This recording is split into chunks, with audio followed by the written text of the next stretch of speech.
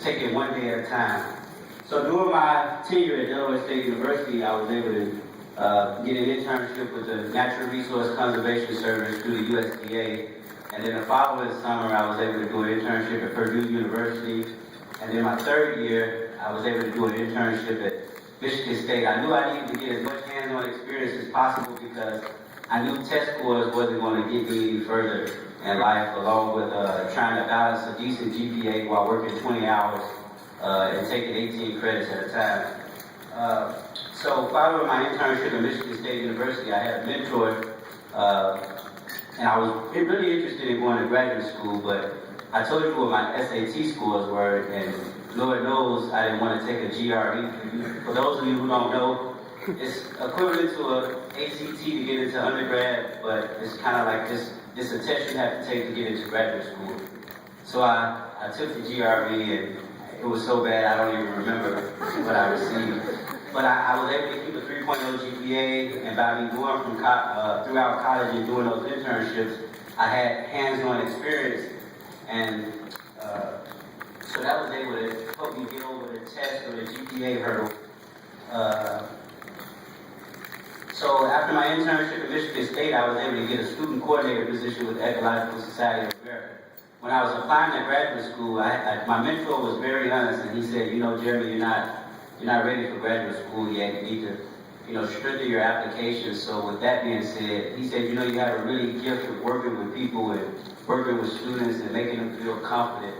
And he said, you have a story you can tell. So use that as an encouragement. So with that, I started Googling outreach jobs, and I was able to apply for a position at the Ecological Society of America, and they hired me on.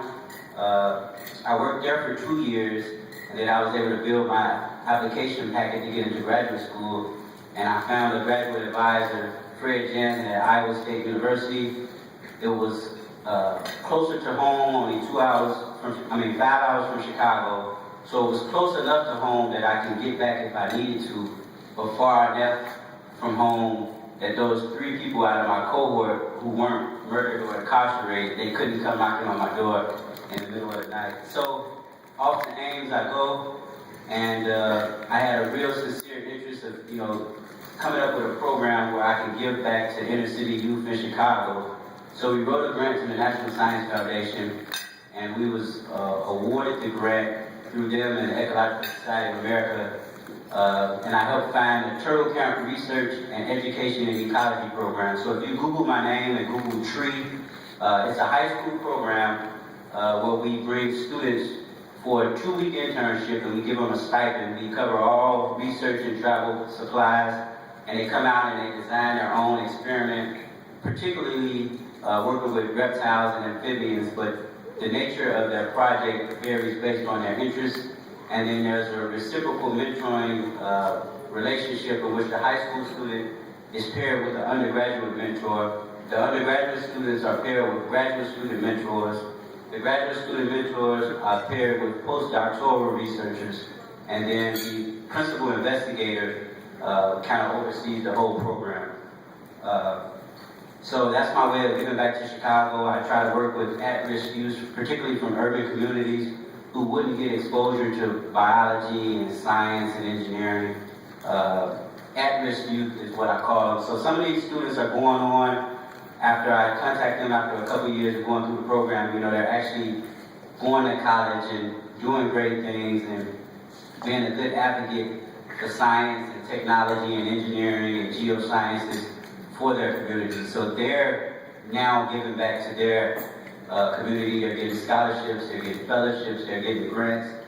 So now I'm a wildlife biologist. After all those hoops and hurdles, I'm working for the U.S. Fish and Wildlife Service through the Department of Interior. It's a federal government position, and now they've entrusted me to be able to hire interns to come in to help seal some of the diversity needs in the pipeline, because the Fish and Wildlife Service, as you know, with science and technology and engineering and mathematics, it's not a diverse field. But each of you high school students, you're doing great things already now. I was at some of your posters, and some of these students had a better vocabulary than me, and I'm 30 years old.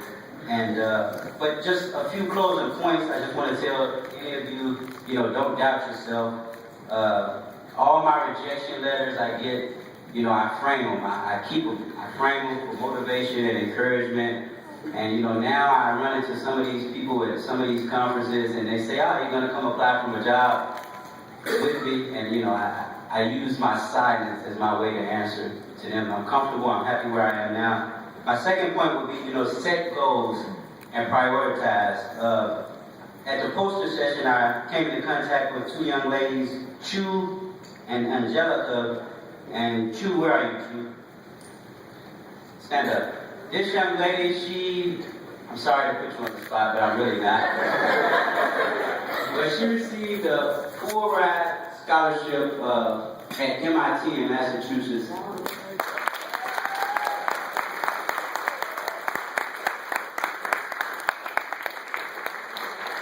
And then, where's Miss Angelica?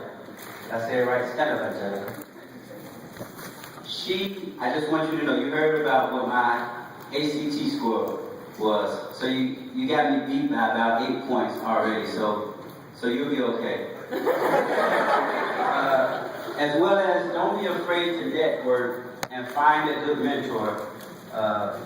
Tara, who is right here, I was speaking to her at the table and she told me she had an interest in going to University of Illinois.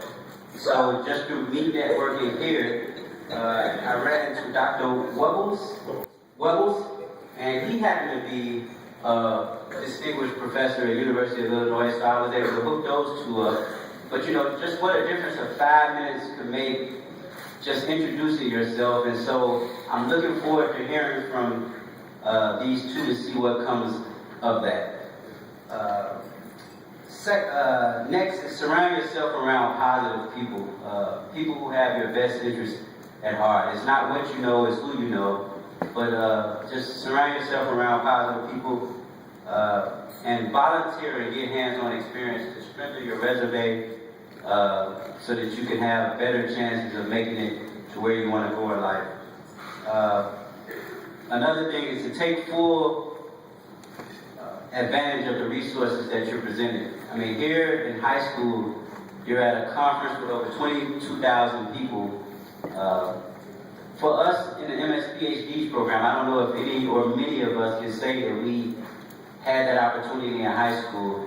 So take full advantage of that. Don't be afraid to go introduce yourself, speak to people, and just remember, once you get set in your career, take the initiative to give back to your community and help those who are struggling, because that's what life is all about, giving back and lending a helping hand. And speaking from the federal government, lots of employees will be retiring soon. So there's going to be thousands of jobs opening, as well as the universities. A lot of people are going to be retiring soon. So take advantage of those. And last but not least, don't be afraid to be different. I grew up poor. People made fun of me. They teased me, wearing the same shoes to school multiple years. And, some of my peers were anxious to go back to school because they wanted to show off what their parents were able to buy them from going back to school shopping.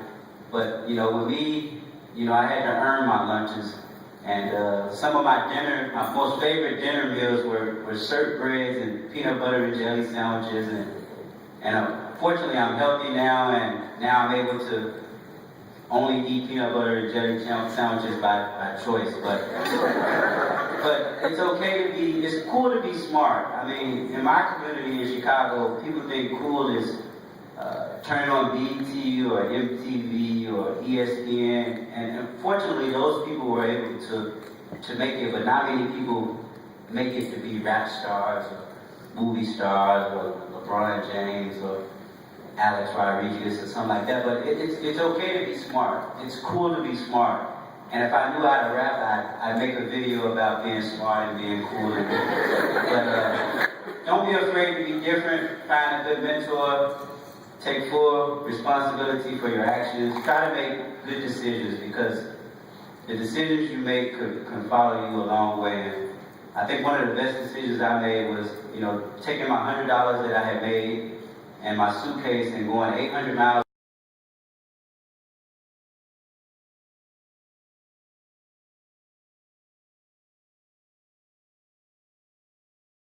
17 of them are either dead or they're incarcerated. And, I mean, they're facing hard time. Like 10 to 20-year sentences. Some of them have life sentences, but because of choices that they made.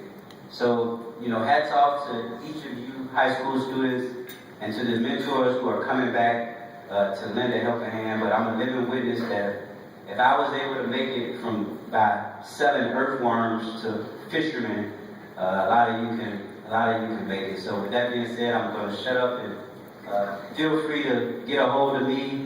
You can just Google my name and Turtle Camp plus Jeremy Strickland, and my contact will come up. And next year will be our 7th cohort, and we're normally able to fund about 10 high school students each year. Dr. Johnson's high school son, he was able to come out from Texas to intern with us for 2 weeks, and we give him a stipend. It's about $500, but the example I try to give him, if you work for me for 2 weeks, it'll be more money than if you work at McDonald's for 4 weeks during the summer. So with that being said, thanks for having me. It's a privilege and an honor to stand before you, and thank you for this opportunity.